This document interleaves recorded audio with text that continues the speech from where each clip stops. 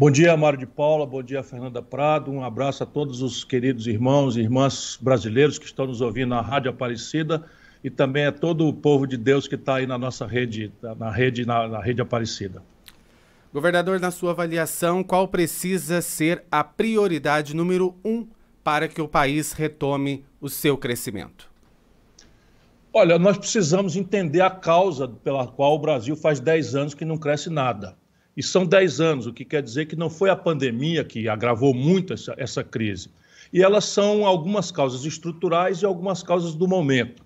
As causas estruturais basicamente são: o Brasil está perdendo o passo dramaticamente dessa evolução econômica que transformou o trabalho numa coisa completamente diferente daquilo que nós entendíamos no passado, desde a Revolução Industrial. Estou falando dessa revolução digital, da economia do conhecimento, que precisa revolucionar a escola, a preparação para a produtividade geral da economia. Isso vai demorar um pouco mais de tempo, mas nada justifica que a gente não faça essa mudança, porque hoje os empregos que vão surgir estão exigindo um preparo, uma qualificação completamente diferente daquilo que a tradição escolar brasileira, apesar do sacrifício dos professores, tem oferecido.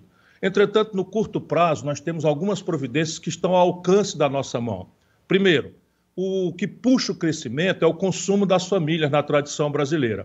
E o consumo das famílias depende de emprego, renda e crédito. Emprego e renda vem depois que a economia cresce. O que nós podemos alcançar como uma política pública é o colapso no crédito. Hoje, Mário, 63 milhões e 700 mil famílias brasileiras estão vivendo humilhadas com seu nome no SPC. Nós temos que fazer um Estado Nacional, o governo brasileiro, através da Caixa Econômica, através do Banco do Brasil, através do Banco do Nordeste, do Banrisul, que são as estruturas de crédito que o Estado brasileiro controla, vir em socorro de uma reestruturação dessa dívida, obtendo descontos de até 90%, como a gente tem indicado nos leilões do Serasa. Essa é a primeira providência. A segunda providência tem a ver com a restauração da capacidade de investimento dos empresários.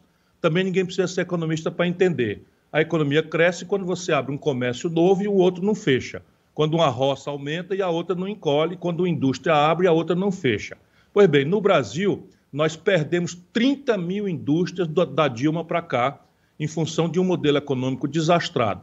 E isso explica, por exemplo, nós estamos falando em Aparecida, que está na Via Dutra, um dos eixos industriais mais importantes do Brasil, né, e que tem visto definhar essa produção industrial extraordinária, não é, que nós precisamos retomar.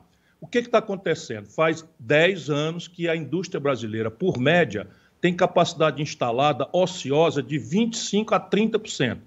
Assim, só para explicar para a pessoa que está nos ouvindo, nós temos capacidade de produzir 1.000 geladeiras e, por conta da crise econômica, só temos condição de vender, nos últimos 10 anos, 750 geladeiras. Ora, se eu tenho capacidade de produzir parada, ninguém vai investir numa fábrica nova, porque aqui tem, já não dá conta de vender o que tem e está tendo prejuízo. Por isso a Ford, por exemplo, depois de 54 anos, foi embora do Brasil. De novo, a capacidade instalada só é ocupada depois que você retoma o desenvolvimento. Porém, antes você tem a questão do crédito colapsado das empresas. Hoje, 6 milhões de empresas brasileiras, especialmente as pequenas e médias empresas, estão no Serasa, que é o SPC das empresas, ou seja, na antessala de quebrar. Nós precisamos fazer de novo uma reestruturação do crédito e mudar o sistema de impostos no Brasil. Hoje, o sistema de impostos pune quem produz, pune quem trabalha e deixa folgado sem pagar imposto. O Brasil é o maior paraíso fiscal dos super ricos do mundo. Essa é a segunda providência: reestruturar a dívida e reestruturar o custo fiscal das empresas brasileiras. E, por fim, o investimento público. O investimento público no mundo inteiro e na história da humanidade é aquele que pode vir antes de todos os outros, porque ele não depende do mercado, ele depende apenas da política, do desenho institucional que a política pode fazer. E aí é clareza, você tem hoje no Brasil 24 mil obras paradas, você tem mais de 10 milhões de famílias morando embaixo de tetos indignos, papelão, madeirite. E é preciso que abra um parênteses aí para a gente lembrar que está chegando uma onda de frio. É preciso que todos nós, especialmente nós cristãos, que façamos um apelo ao Ministério Público, aos prefeitos, aos governadores, às igrejas, aos empresários, para a gente abrir nossas portas, porque muita gente pode morrer na população vulnerável que está nas ruas, que não tem agasalho, porque está chegando a pior onda de frio, dizem os meteorologistas, dos últimos 100 anos. Voltando à resposta, você tem, então, que restaurar a capacidade de investimento e fazer um massivo e urgente investimento em construção civil.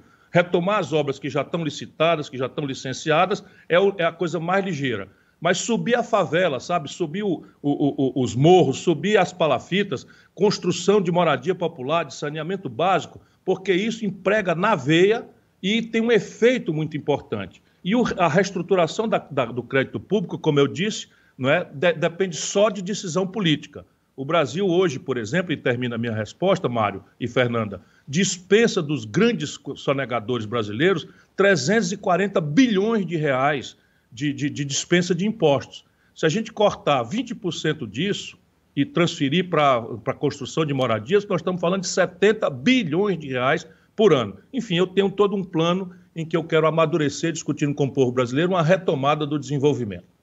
O senhor tem buscado se colocar como alternativa aos nomes do ex-presidente Lula e do atual presidente Jair Bolsonaro na corrida eleitoral. Como ganhar a confiança do eleitor sem atrair a antipatia de ambos os lados? Olha, eu tenho humildade para propor ao povo brasileiro uma coisa para a cabeça da gente pensar.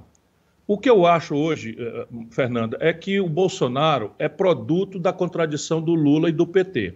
E eu explico isso. 70% do eleitorado brasileiro do Sudeste, em São Paulo, por exemplo, no interior de São Paulo isso passa de 70%, votou no Bolsonaro.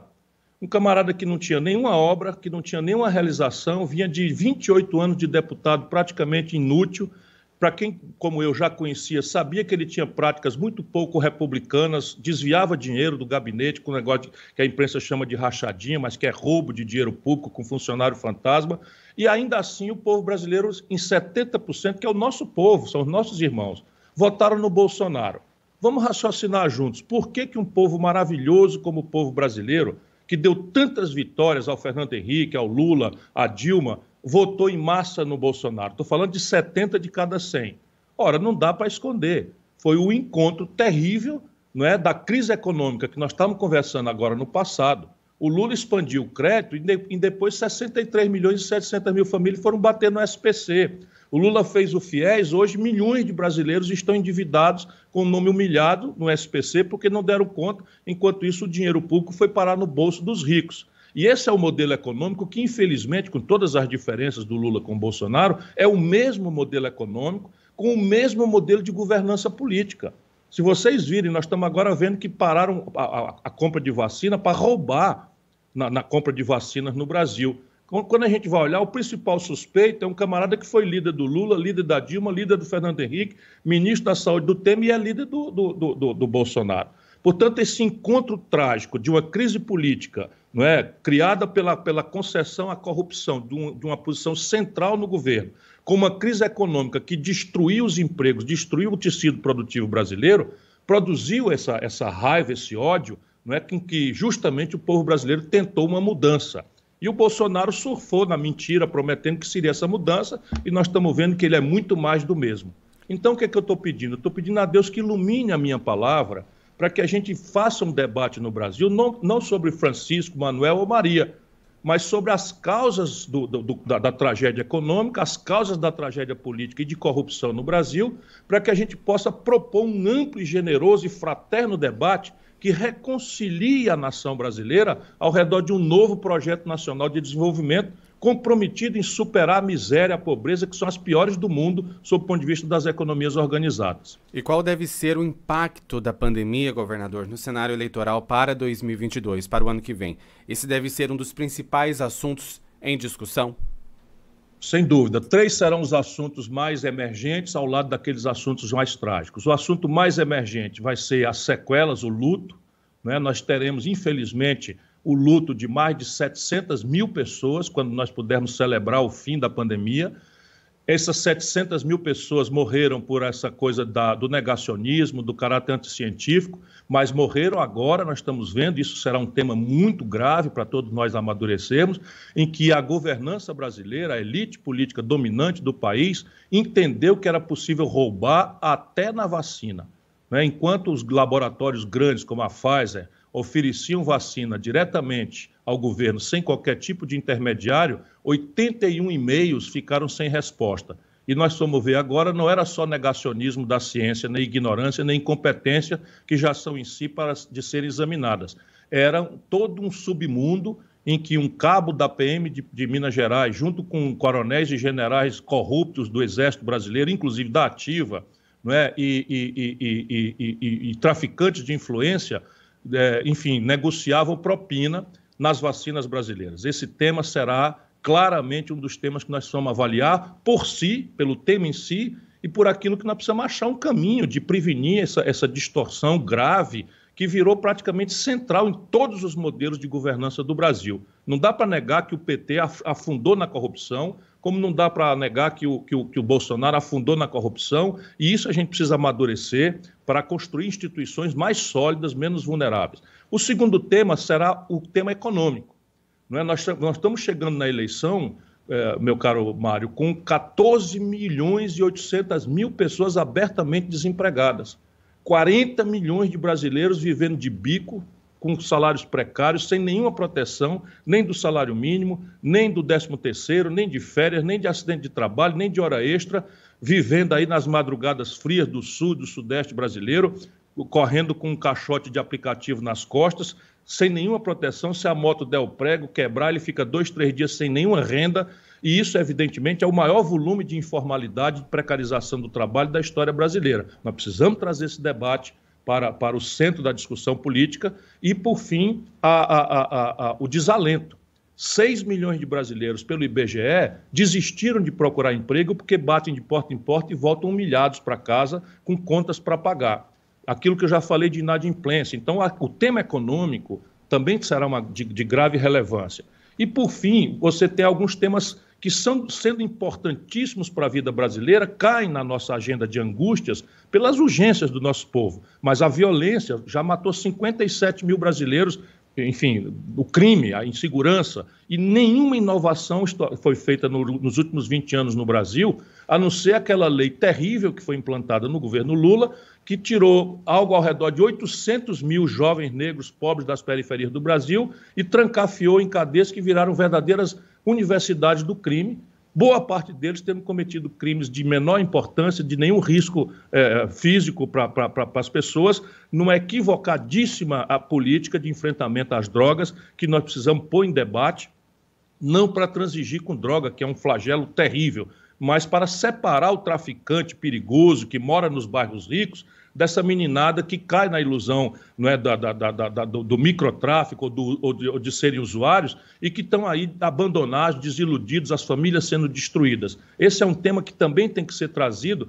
porque nada foi feito para enfrentar as facções criminosas, nada foi mudado na legislação brasileira para enfrentar as milícias que tomam conta de várias comunidades do Rio de Janeiro, mas estão se espalhando pelo Brasil inteiro.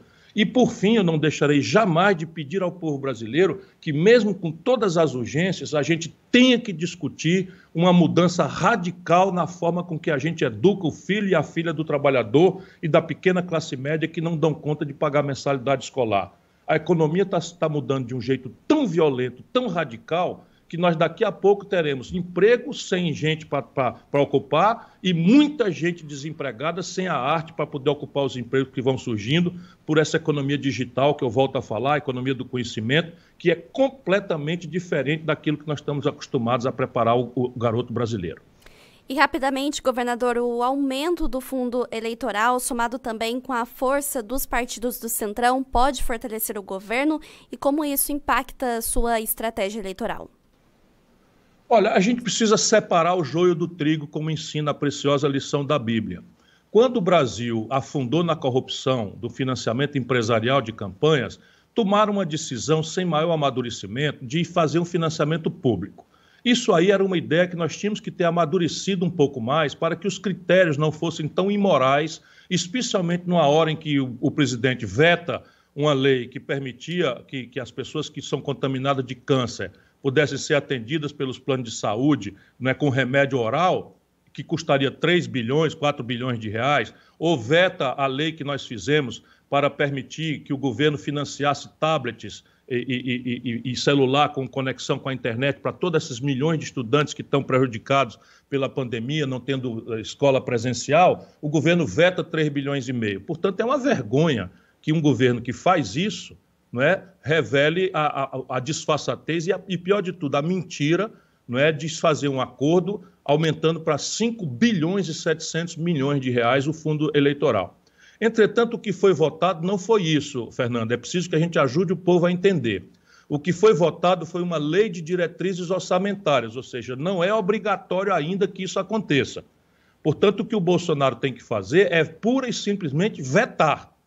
E depois a gente chamar um debate envolvendo a comunidade, envolvendo a população, para a gente entender o que é razoável, porque quem precisa de financiamento público são os homens e mulheres que aceitam a vida pública de forma decente, porque não fazem caixa 2, não fazem corrupção, não desviam dinheiro público e, portanto, podem ter moral para pedir modestamente, tem que ser com austeridade, algum recurso para financiar uma campanha que deveria ser regulamentada de forma muito mais austera do que é hoje. Essa é a minha opinião, ou seja, é preciso que o Bolsonaro seja cobrado para vetar essa aberração e, em seguida, o Congresso discutir lá no orçamento mesmo, que aí é a hora de definir o concreto do valor, o que seria razoável em tempos de pandemia você fazer de forma legítima, austera, não é? Com simplicidade, regulando as campanhas, para que a gente possa fazer uma campanha honesta, porém sem desperdício de dinheiro. Governador, nós agradecemos a presença do senhor ao vivo aqui no Notícias em 30, primeira edição, pela Rede Aparecida de Rádio. Obrigado por vir conversar sobre o cenário político do nosso país aos nossos ouvintes e também aos nossos internautas. Muito obrigado, Mário. Eu peço de novo que todos que possamos abramos a nossa casa, a nossa porta, e especialmente as autoridades. Essa onda de frio pode matar muitos brasileiros, nós precisamos orar por eles e pedir que aqueles que são cristãos mesmo como nós somos, abram sua porta para proteger uma pessoa. Muito obrigado, um bom dia para o senhor.